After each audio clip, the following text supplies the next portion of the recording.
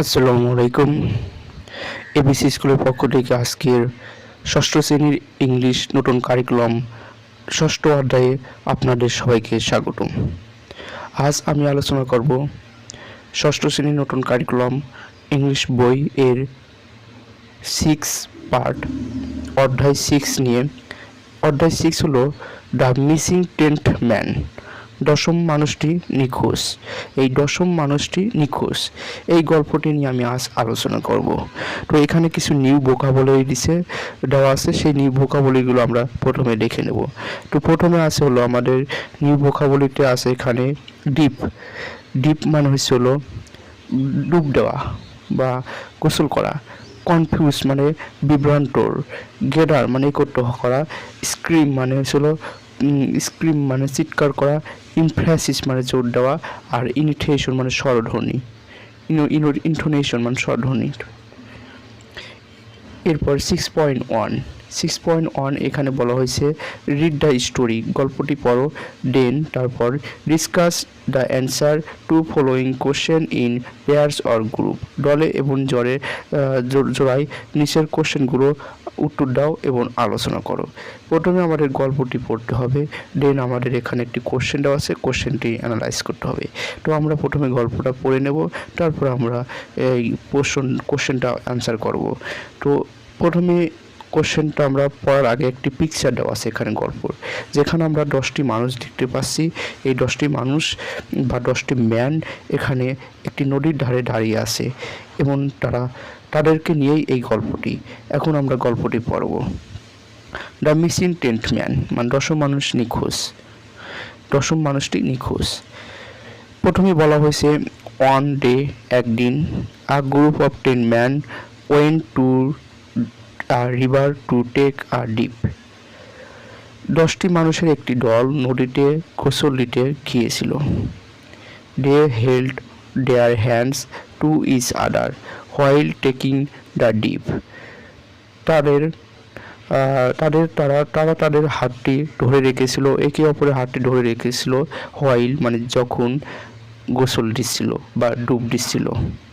এরপর বলছে but they somehow forgot to hold hands while coming out of the water.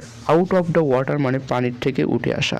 তো পানির থেকে উঠে আসার সময় তারা ভুলক্রমে তাদের হাতটি ছেড়ে দিয়েছিল। এরপর বলেছে আফটার রিটার্নিং টু দ্য শোর, কিনারায় পৌঁছানোর পর। রুটিন বাবু one of the senior man asks, তাদের একজন বয়স্ক ব্যক্তি রুটিন বাবু জিজ্ঞাসা করেছিল, have we all crossed the river safely, আমরা সবাই কি নিরাপদে নদীটি পার হতে পেরেছি? এরপর বলা হয়েছে all the men in the group started looking at each other.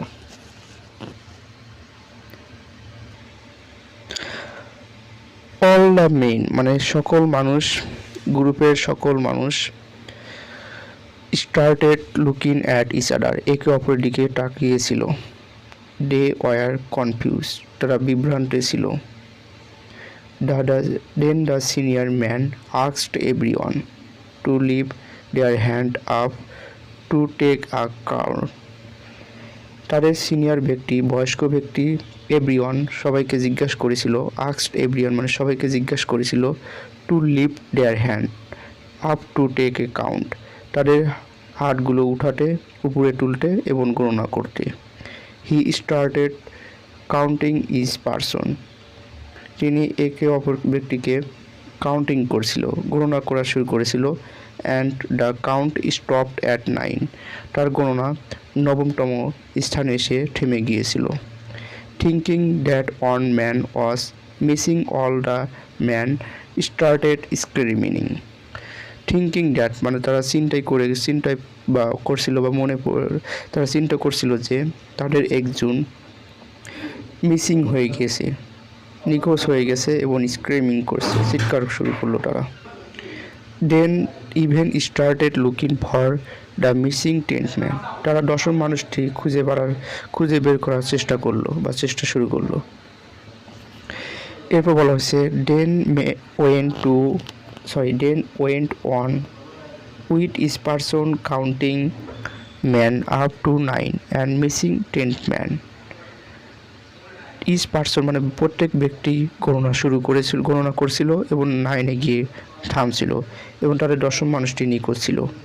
Singh this, এটি দেখে এ ক্যাব সেলার টোল্ড, একজন ক্যাব বিক্রেতা বলেছিল, আই ক্যান হেল্প ইউ, আমি আপনাকে সাহায্য করতে পারি। He gave a cap to each man and asked them to wear it. তিনি প্রত্যেক ব্যক্তিকে একটি করে ক্যাব দিলেন এবং জিজ্ঞাসা করেছিলেন, তাদেরকে বলছিলেন টু ওয়্যার ইট, এটি পরিধান করতে। দ্য মেন ওয়ার কনফিউজড, তারা বিভ্রান্ত ছিল, as to what was happening, কী ঘটেছিল সে বিষয় নিয়ে তারা বিভ্রান্ত ছিল। এরপর the seller asked the senior ব্যক্তিকে বলেছিল যে গ্রেডার অল দ্য ক্যাপস, সমস্ত ক্যাপসগুলো সংগ্রহ করতে ইনক্লুডিং হিজ ওন, তার নিজেরটা সহ, অ্যান্ড কাউন্ট দেম অল, এবং গণনা করতে বলা হলো। Everyone was happy to see 10 cab, 10টি ক্যাব দেখে সবাই খুশি হয়েছিল। That man's on was missing after all, মোটেও তাদের একজন মিসিং ছিল না বা নিখোঁজ ছিল না। The silly man thanked the seller for his help to find their missing member and believe it to be a magic. বোকা মানুষগুলো ক্যাব বিক্রেতাকে ধন্যবাদ দিয়েছিল তাদের 10ম মানুষটি খুঁজে বের করার জন্য। এটি একটি ম্যাজিক ছিল বা এটি একটি ম্যাজিক মনে হয়েছিল। তো এই ছিল গল্পটির বাংলা অনুবাদ। এরপর কোশ্চেনে বলা হয়েছে হোয়াট হ্যাজ রিয়েলি হ্যাপেন, সত্যিকার অর্থে কী ঘটেছিল। Why did result come to 9 when to counted each of them, তাদের মানে ফলাফল কেন 9-এ এসে থামছিল সেটি লিখতে বলা হয়েছে। তো এই কোশ্চেনের অ্যান্সারটি আমি করে রাখছি, সেই নোটটি এখন আপনাদের সাথে আমি শেয়ার করব। তো এই কোশ্চেনের অ্যান্সারটি আমরা লিখতে পারি যে ফুলিশনেস মানে মূর্খরা বা বোকা লোকরা হ্যাজ রিয়েলি হ্যাপেন, যা ঘটিয়েছিল সত্যিকার অর্থে ঘটিয়েছিল। দ্য রেজাল্ট কাম টু 9 এসে থেমছিল। When the count each of them, তাদের সবার গণনা 9-এ এসে যখন থামছিল।